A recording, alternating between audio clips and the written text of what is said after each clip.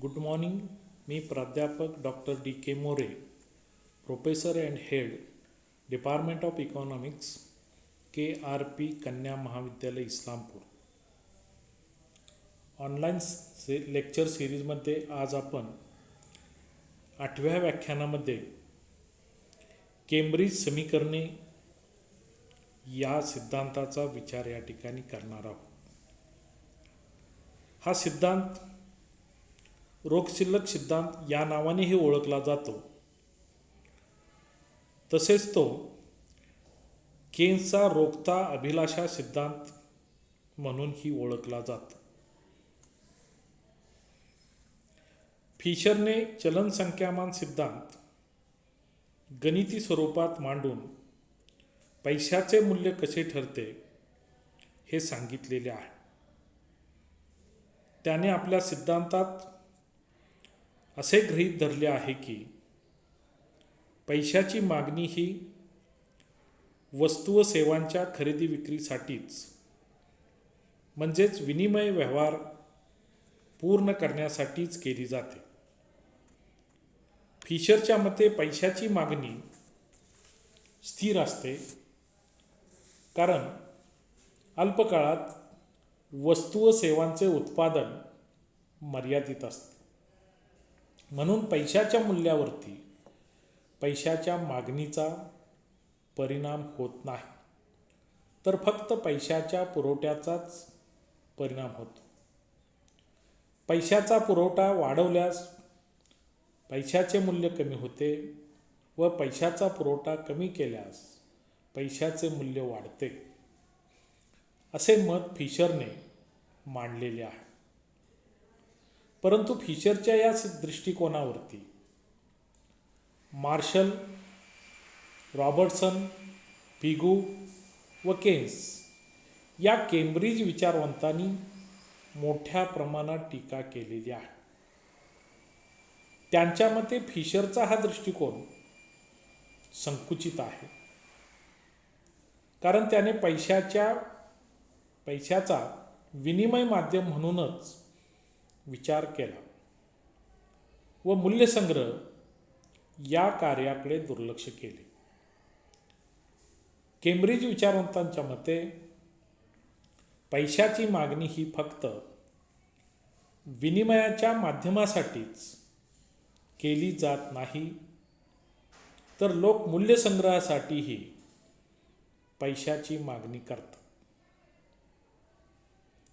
फिशरने पैशाचे मूल्य हे पैशाच्या पुरवठ्यावरून ठरते असे मानले आहे, परंतु हे पटण्यासारखे नाही.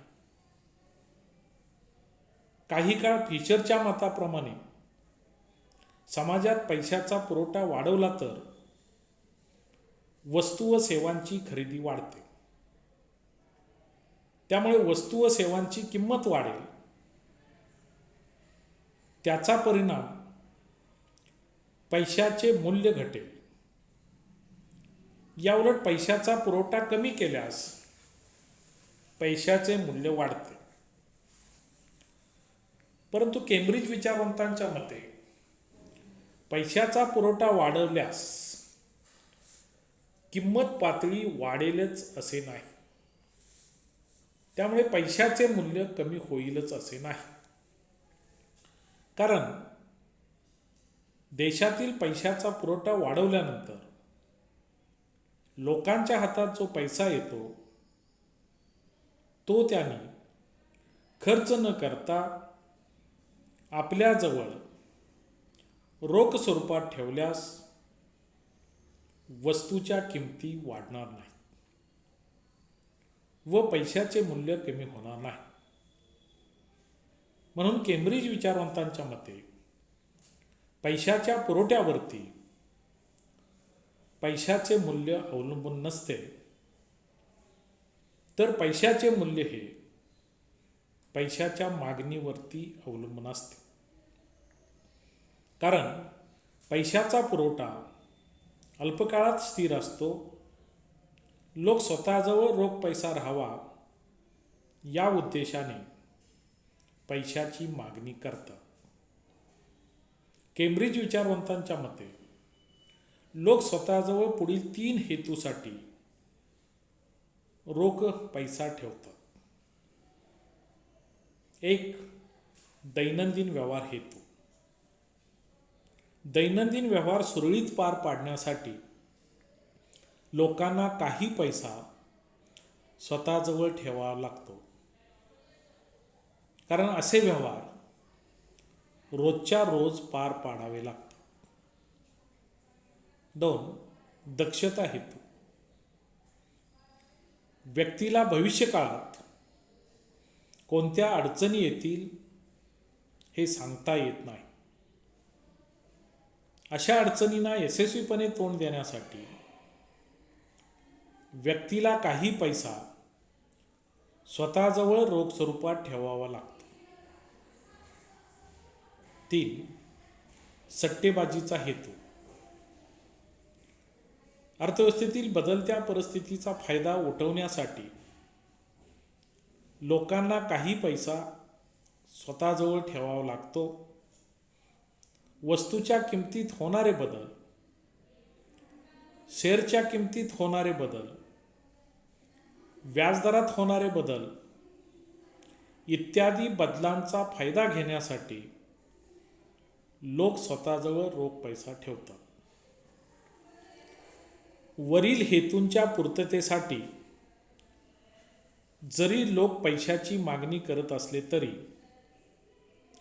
पैशाची मागणी ही वस्तू व सेवांच्या खरेदीसाठीच असते. विशिष्ट काळात जेवढ्या वस्तू व सेवांची आवश्यकता असते तेवढ्याच ते खरेदी करत असतात. परंतु वस्तू व सेवा म्हणजे राष्ट्रीय उत्पन्न होय. म्हणजेच राष्ट्रीय उत्पन्न खरेदी करण्यासाठीच लोक पैशाची मागणी करतात. जर लोकांनी जादा पैसा रोख स्वरूपात ठेवल्यास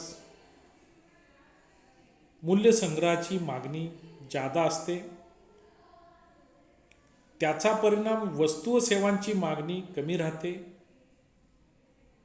यामुळे वस्तू व सेवांच्या किमती कमी होऊन पैशाचे मूल्य वाढते. याउलट जेव्हा पैशाची मागणी कमी होते तेव्हा वस्तू व सेवांची मागणी वाढते. त्यामुळे वस्तू व सेवांच्या किमती वाढून पैशाचे मूल्य कमी होते. वरील विवेचनावरून केम्ब्रिज विचारवंतांनी पैशाचे मूल्य कसे ठरते हे आपणास समजून येते. यासाठी त्यांनी वेगवेगळी समीकरणे अर्थशास्त्रात सांगितलेली आहेत. ती पुढील प्रमाणे. मार्शलचे समीकरण.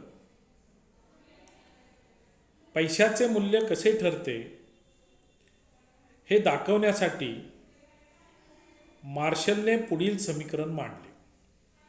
ते म्हणजे M = KY. K बरोबर पैशाची मागणी, Y म्हणजे राष्ट्रीय उत्पन्न आणि M म्हणजे पैशाचा पुरवठा.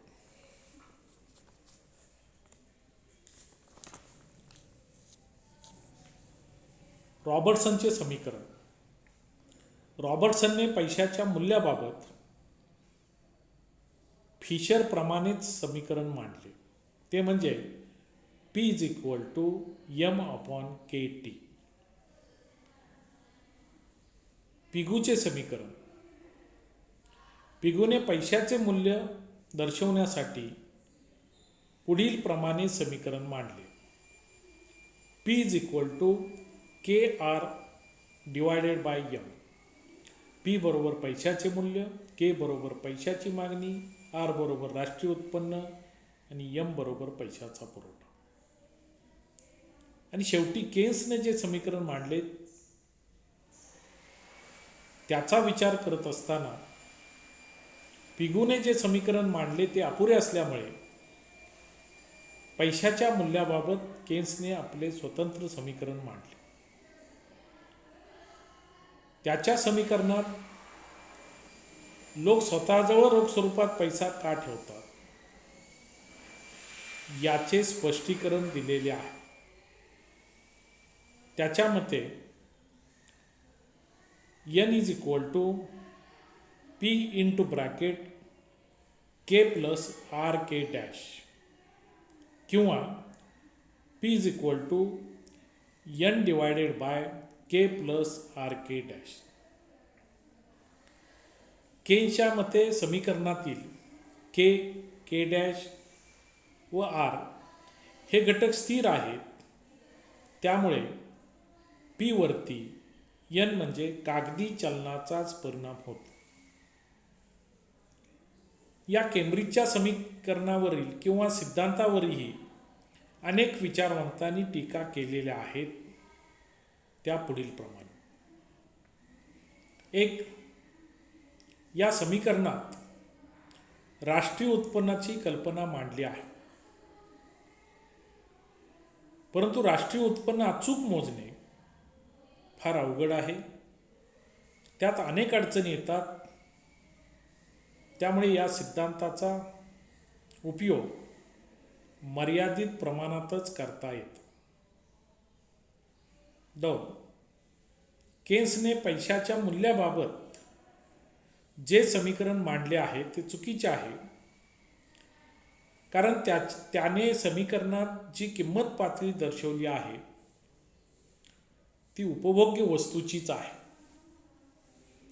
म्हणजेच लोक उपभोग्य वस्तूसाठीच रोख पैसा ठेवतात, परंतु लोकांचे पैसा रोख स्वरूपात ठेवण्याचे अनेक उद्देश असतात. 3. केम्ब्रिज विचारवंतांच्या मते पैशाची मागणी मूल्यसंग्रहासाठीच असते, परंतु त्यांनी पैशाच्या विनिमय माध्यम या कार्याकडे दुर्लक्ष केले आहे.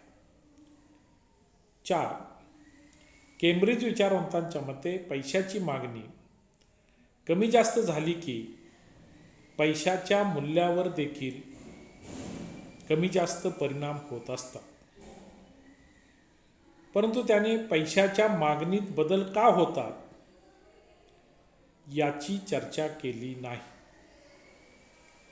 म्हणजेच त्यांनी पैशाच्या मूल्यावरती परिणाम करणाऱ्या बचत, गुंतवणूक व उत्पन्न या घटकाकडे दुर्लक्ष केले आहे. 5. या विचारवंतांनी पैशाच्या खरेदी शक्तीस जादा महत्त्व दिले आहे, परंतु पैशाच्या खरेदी शक्तीपेक्षा आर्थिक घडामोडीची पातळी महत्त्वाची आहे याचा विचार या सिद्धांतात केलेला नाही. 6. तेजीमंदीच्या काळात वस्तूच्या किमतीत बदल का होतात याचे स्पष्टीकरण देण्यास हा सिद्धांत अपुरा ठरतो. या जरी टीका या सिद्धांतावरती केल्या असल्या तरी सुद्धा केम्ब्रिज समीकरणे ही फिशरच्या समीकरणापेक्षा श्रेष्ठ आहेत. याची कारणे पुढील प्रमाणे: 1. या समीकरणात लोकांच्या वर्तणुकीचा अभ्यास केलेला आहे. लोक बचत का करतात व ती वेळोवेळी कमी जास्त का करतात याचे स्पष्टीकरण यामध्ये केलेले आहे. 2. फिशरने आपल्या समीकरणात पैशाच्या भ्रमणवेगात बदल का होतो याचे स्पष्टीकरण दिले नाही, परंतु पिगूने आपल्या समीकरणात त्याचे स्पष्टीकरण दिलेले आहे. 3. आर्थिक धोरण ठरवण्यासाठी फिशरपेक्षा हा सिद्धांत अधिक उपयोगी आहे. आणि 4. फिशरच्या तुलनेने केम्ब्रिज समीकरणे अधिक वास्तववादी असल्याचे दिसून येते. अशा पद्धतीने या व्याख्यानामध्ये आपण केम्ब्रिज समीकरणाचा ओहापोह केलेला आहे. धन्यवाद.